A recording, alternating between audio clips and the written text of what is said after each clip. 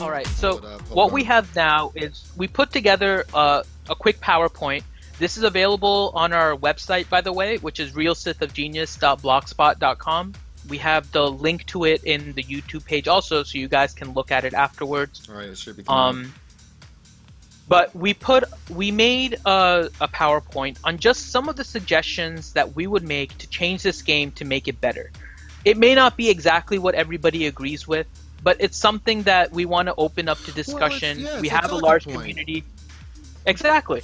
We have a large community with Rebel Base, and it's a good idea to start to open up these, so maybe we can come up and help Capital Games, which, like Lampshade mentioned last time, and I'm still going to bring them up. I know it makes you feel dirty. That they are a smaller gaming. It's not just EA, which is a big, large gaming group. And so we can try and give suggestions on what we think would make the game better. Right. Now, a lot of these suggestions are based on one premise. That we're right. That premise, well, that's a given. That's not a premise. Well, yeah. So the premise is that mobile games should always be games that you can pick up, do your stuff, and move on. They shouldn't be games that you need to constantly have to go back to. And one of the biggest complaints that's on the forums and in the community is that the game starts to feel like a chore.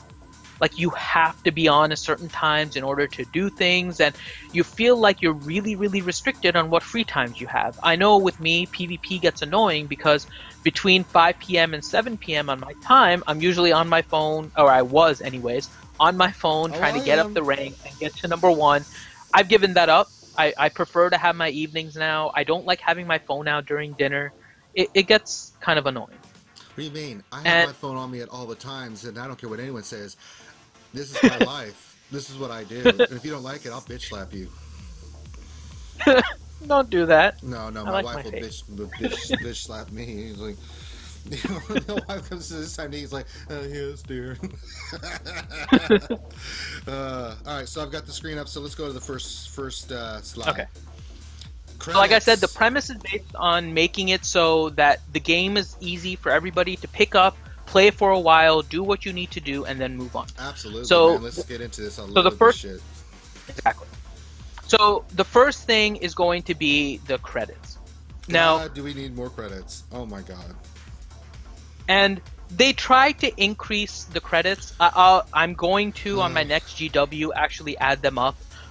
There were some forum posts that said that the increase actually went from about 495 to 540 or something, 560. Not 560. And if that's what it is, then that's bad, because they were saying somewhere around 150 increase and those kind of things. And I don't know. Like I said, I haven't actually done the measurements. This is based on some people saying it on the forums. I want to do my own calculations. So on my next GW, which will be tomorrow. We can do this live on the stream right now because I haven't done my GW. Okay, we can do that towards the end because we want to make sure that everyone can kind of follow along with the Yes. PowerPoint too. Yeah. So the first thing is increasing the credits for GW. We don't want to just increase it and just say we want everybody to get 1 million. There should be kind of a reason why we are suggesting a particular number. That's right. So We'll put the So system we on went trial. exactly. If we can't give a suggestion and have it face scrutiny, then there should be no reason why we should be making the suggestion. So Hey, we may be our dumb, suggestion, but we're dumb. yes. So our suggestion is about 750,000 credits for a full GW. Mm-hmm. The reasoning for this is based on, well, let me skip that for a second because that comes up on the second slide. So the first slide is changing GW. Now, in my GW today, I think I faced a system similar to what we proposed, actually. So they may have instituted a change similar to this already. All of our suggestions, by the way, have a caveat that they should be tested before being implemented, and the mighty Psy, being that we're here and giving these suggestions, are more than happy to beta test these, by the way. And you can put us in Monopoly money. Exactly. We were cheap. So the idea is that the hardest nodes are no longer concentrated at the end of GW. The hardest nodes would be concentrated in the purples, which are going to be the nodes that you usually get your crystals. Mm-hmm. And the reason to space them out is if you face a hard battle, you don't have to go into the next battle knowing that it's going to be super hard and no way to heal up characters that are low. Right. So by spacing them out, like if you look after the first sequence, you face a 30. This is, by the way, in the diagram there. This is assuming that you're 35,000 in arena. Right. So you can scale these kind of accordingly, and the scale that we use is towards the is on the left there for each node, kind of how you calculate the arena power that you're facing. So if you face a 31,000 in your first purple node, you'll see that the next one then goes down to 26,000. So now you have a 5,000 arena difference. You can maybe actually do a full test of your collection, because you may not want to put in your most highest power squad in there. Put a little bit of a lower squad, put in a character that's low on hit points, put in a healer, heal that character up, move on, right? That would be our suggestion. That you space these out, you give some easy nodes and build up to a harder node. And so we kind of did a calculation just setting aside different arena powers for two purposes. One, make it so that GW is still a test of your collection. But second, it doesn't feel like you're spending 3 hours trying to get this thing done. Right. My God. You're still facing hard nodes. Your 12th node is still going to be either your arena power or 2,000 higher, right? There's so many other things that you can do. And you can still scale these up and face hard nodes, even within 2,000. So like the 33,000 that you're facing in node 6, that's still a pretty hard battle if you're 35,000. Yes, and doable. That's the main thing. We want it to be doable, not really easy, but still at a point where everyone can kind of get through it in a relaxed way. Right, in a decent amount of time. You know, you're not sitting here for 3 hours going, well, I tried all my other teams. What do I do now? Exactly. So this was our first suggestion as for Galactic War changes. And you'll see that the slides have a 1. That means there's a 2. So we mentioned that the credits... So we mentioned that the was 750,000 that we suggested, right? And we came up with that number from a specific way. Based on the amount of credits that you would actually need in order to level up a character from 0 to 80 with max Mark 7 mods and max gear and all-stars. Okay? So from whenever you start until the end, how many credits do you need? By the way, I know I'm breaking all kind of PowerPoint rules here, that you should just have bullets and all these kind of things. This is for you guys mainly to read afterwards. We're talking about it on the stream, so it doesn't need to be there. But what I want to is to give you guys the point, which is it takes roughly 19 million credits in order to level up a character from 1 to 80, get that character from 0 stars or 1 star to 7 stars, get full gear on the character, and get 6 mods from level 1 to level 15 on Mark 7 as just estimates. Okay, so you're taking about 19 million credits there throughout 1 week. And so we want to have one character go to max about every 3 weeks. If you look at every week, you'll be able to do the Bounty Hunter challenge about 3 times, which gives you about 1 million credits. Right. And so over 3 weeks, that's going to be 3 million. So then instead of looking at 19 million, we're looking at about 16 million unaccounted for credits. So if you divide that over 3 weeks and 7 days, you're looking at about 750,000 credits. Now, one of the things that's come up is that there's the credit heist. Now, the credit heist isn't constant.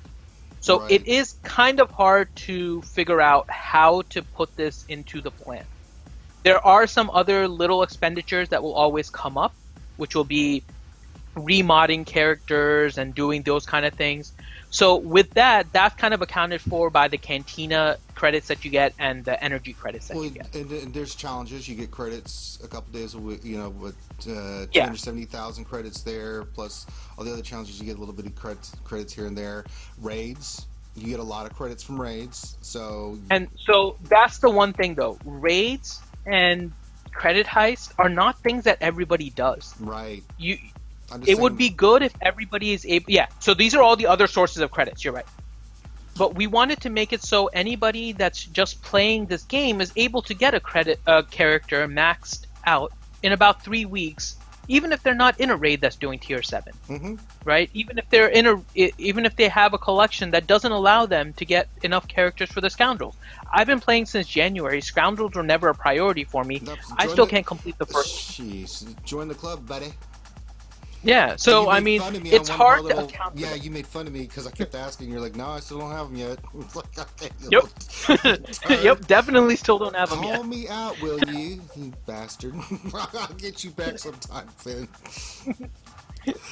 And so even if you look at the credit heist, right? Let's assume that the credit heist comes once a week, and we know it's 6 to 12 days. Last time they actually made it take 12 days, so you don't know the exact timing. But let's just assume the credit heist. And instead of doing both tiers, let's assume the average person can do the first tier. Mm-hmm. Right? That gives them 1 million credits over those 3 weeks because you get 300,000 each time it comes.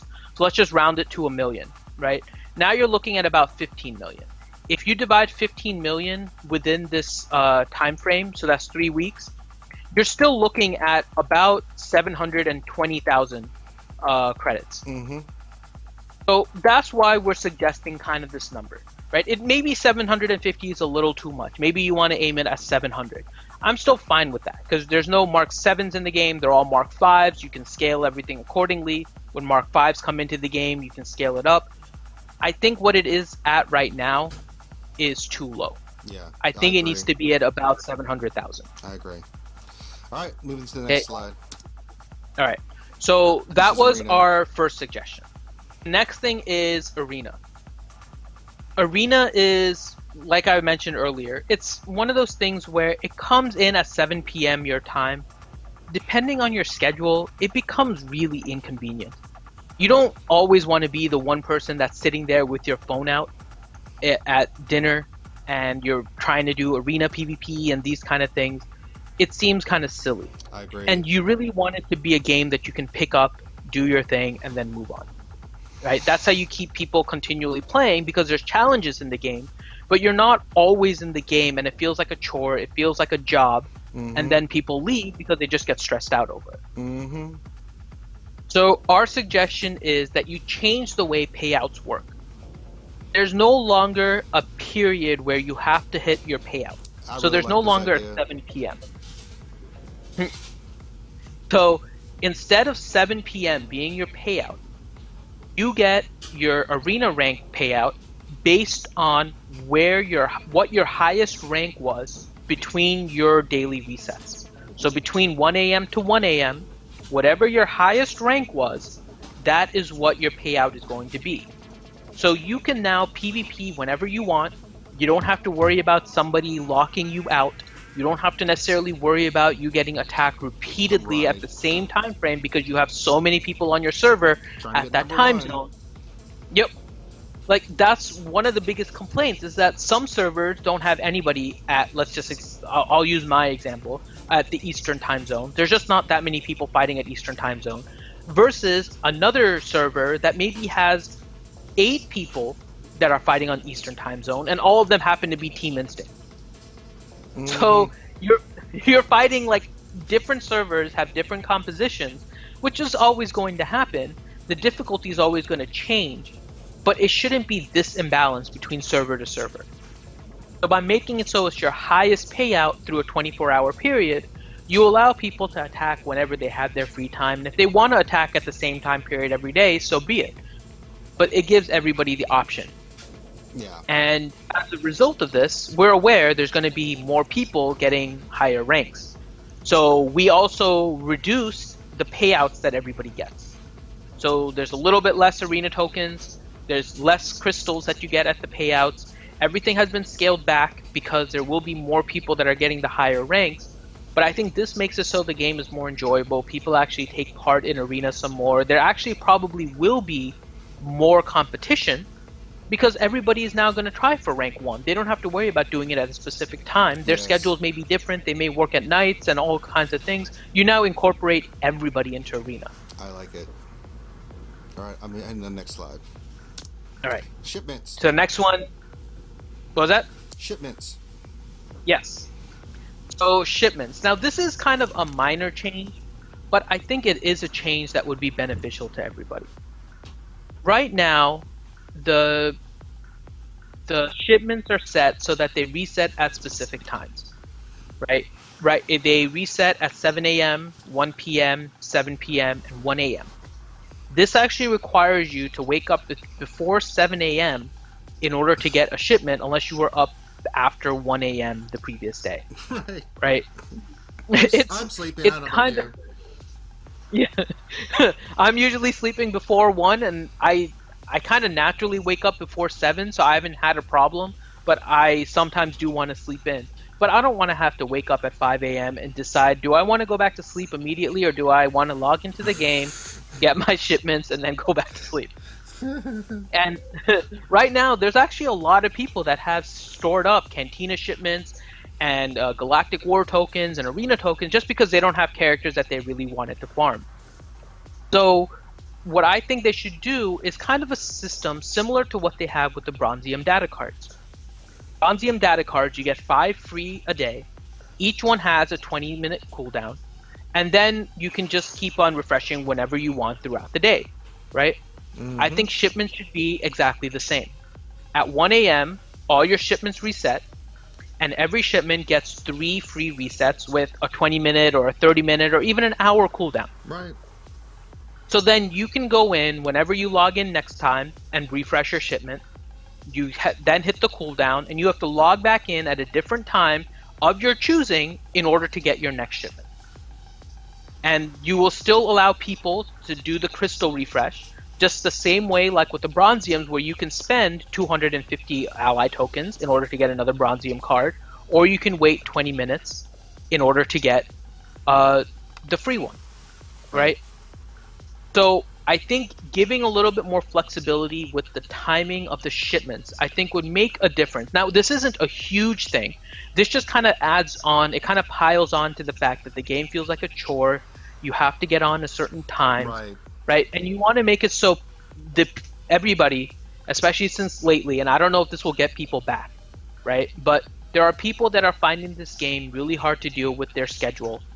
And by doing this, you allow for flexibility in scheduling, and you're still not really providing much more than you would normally. Right? You're still getting the same number of shipments, but now you're letting them dictate the time, and this allows them to want to play more. And it's all about time management.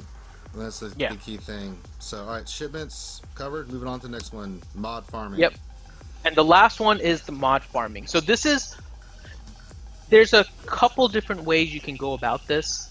The first way is what we had suggested here. And this is what I think is going to be the best way, which is that you change the mods to go back to 100% farming. Yes, I don't know why they changed that. So for a long period there, so maybe not for a long period, but for a day or two, you were actually getting 100% drop rates. This kind of becomes like a whole pre-crafting thing again, because then they changed it to a not 100% drop rate. We can get into the drop rate discussion later. Right. But it's no longer 100% drop rate. And you still get the same amount of Cantina energy. Both of those things together are going to make this really hard on players and going to get players annoyed very quickly. You are now asking them to... You already... Yes. They're already being asked to decide between characters and mods. Yeah, that one, to me, I was baffled from the beginning. Because we talked about this before, like, why are they not coming up with a separate energy for this?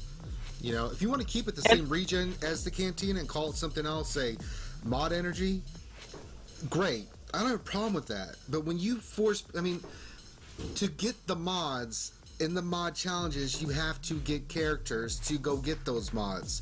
So before you can get the mods, you have to go farm the characters, which a lot of them are in Cantina, to go get the mods. But then to face the mod challenges, I've learned from doing them that you have to have mods. It's a ridiculous system. I mean, so let's talk about our solution for this, because the one we have now it's poo. It's straight poo. So like we were saying, like there's two ways to go about it. There's either the mod drop rate or the Cantina regen rate, right? And you're already deciding between the two. when you had 100% drop rate, you at least knew that the Cantina energy you were spending, you're going to get your mods, and then you can go back to farming characters. Now, you're spending ridiculous amounts of energy, Cantina energy, in order to get mods, and then you don't have anything left over for characters. Okay?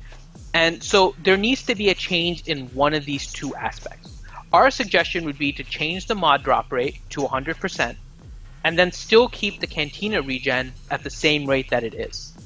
Ultimately, everyone is going to get the mods that they want, and then they'll keep on farming challenges in order to get the tier 5. You still have to farm that quite a bit because you not only have to worry about the right shape, but you have to worry about the right mod. A lot of people are going to start going for higher quality, so you're going to try to get that quality A mod if you can. So there's always going to be a reason to farm those mods, right? But without 100% drop rate, it becomes so much worse. Like, there's so many variables already between the shape, which is 1 out of 6, but primary stats sometimes, depending on which one you're looking at, like a plus sign has like 8 different primary stats. You're looking at 48 attempts at 16 Cantina energy each. That's a plethora of energy. That drains you. And then if you add the fact that the drop rate's only 1 in 3, you've now made it 144 attempts in order to get the piece that you want at 16 Cantina energy each. Right. That's so ridiculous. This is why our suggestion is 100% drop rate, keep the Cantina energy regen the same, let players decide whether or not they want to farm mods, whether or not they want to farm characters. If they're farming mods, they know that they're looking for certain things and moving on, right? But the other suggestion would be kind of the opposite. Keep the mod rate drop rate low, but double the Cantina energy rate to the same as what energy is now. So now, rather than somebody having to really decide mods versus characters, they can now split them apart similarly to the way that we do with energy. Like we have limits on the hard nodes to 3 attempts per hard node, but it becomes the same concept. You do a few runs of mods and then you go back to your Cantina and your Cantina battles and get your characters. Right. You have to balance out one of the two. Both of them coexisting is going to really make players frustrated with the way Cantina energy works. And right now, a lot of the players, while mods are now at a place that I think are really awesome, it went a really bad way to get there. And a lot of players are still on the fence about whether or not they still want to play or don't want to play. And I think all these changes will actually make the game more enjoyable for everybody. It'll make it more balanced, and I think everybody will enjoy it more. I agree.